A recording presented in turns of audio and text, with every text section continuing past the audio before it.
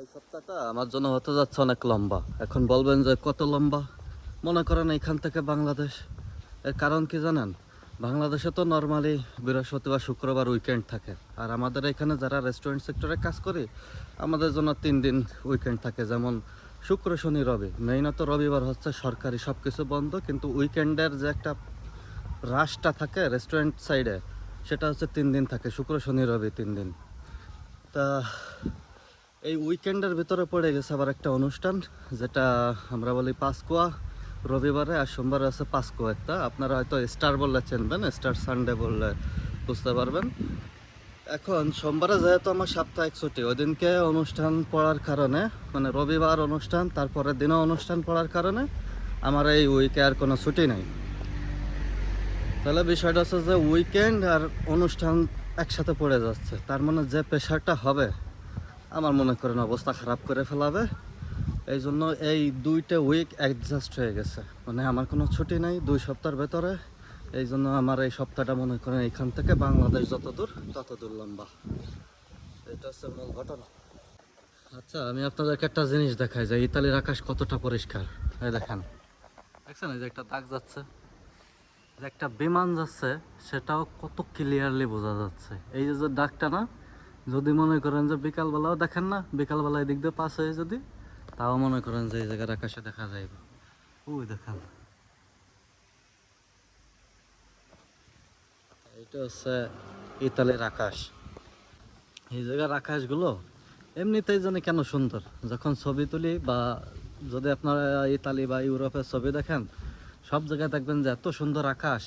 এই যে আকাশ, বাতাস, লেবু গাছ, কমলা গাছ, বিল্ডিংস, সব কিছু মানে অ্যাম্বিয়েন্টটাই কেমন জানি সুন্দর। ঠিক আছে, এই জায়গায় কি বলবো, এই জায়গায় বলার কিছু নাই। বলার শুধু একটা মাত্র জিনিস আছে, এই যে কবুতরটা দেখতেছেন না, মানে এই কবুতরের যে এত সাহস হয় রে ভাই, এটা অকল্পনীয়। ঠিক আছে, মানে আপনারা দুয়ামো নামক একটা জায়গা তো দেখছেন, যে মিলান শহরে, সেই জায়গায় তো কত পরিমাণে কবুতর, তা আপনি কল্পনা করতে পারবেন না। আর এই কবুতরের যে এত সাহস, যে মানুষজনের ভিতরেও মনে করেন যে ওরা ঘোরাফেরা করে। এই যে আপনি দেখালাম না, ওর ইন্টারেস্ট আছে যে আমি যে একটা মানুষ হাইটে যাচ্ছি, ধাপ করে ধরে নিয়ে মনে করেন যে চালাত করে কল্লাটা খাইটে খেয়াল আইতে পারবো, ও তো সেটা বিশ্বাসই করে না। ঠিক আছে, বিশ্বাস করে না, কারণ যে এই জায়গার মানুষজন এগুলো করে না, এই জন্য। আর বাংলাদেশে কবুতর হলে তো 3 কিলোমিটার দূরে তো দৌড় দেয়, ওই আসতেছে সাইড দেয়। বিষয় এটা।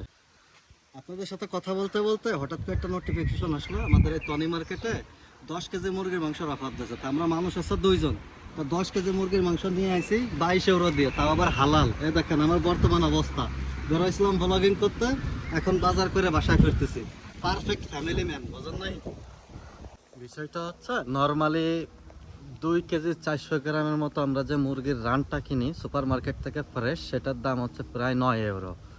আর আজকে যে মুরগিটা কেনা হয়েছে, এটা হচ্ছে পড়ে যাচ্ছে প্রায় কেজি প্রতি 2 ইউরো 20 পয়সা।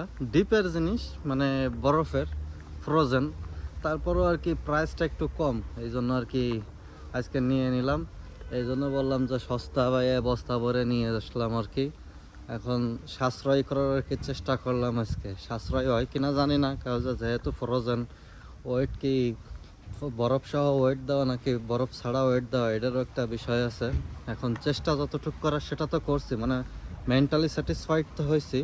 পরবর্তীতে বাসায় যায় নতুন করে ওজন দিয়ে দেখা যাবে যে এটার কি আসল গল্পটা কি, এটা কি ফ্রোজেন মানে বরফ টরফ সহ 10 কেজি নাকি বরফ ছাড়া 10 কেজি, এটা দেখলে হয়তো বা আসল গল্পটা বোঝা যাবে।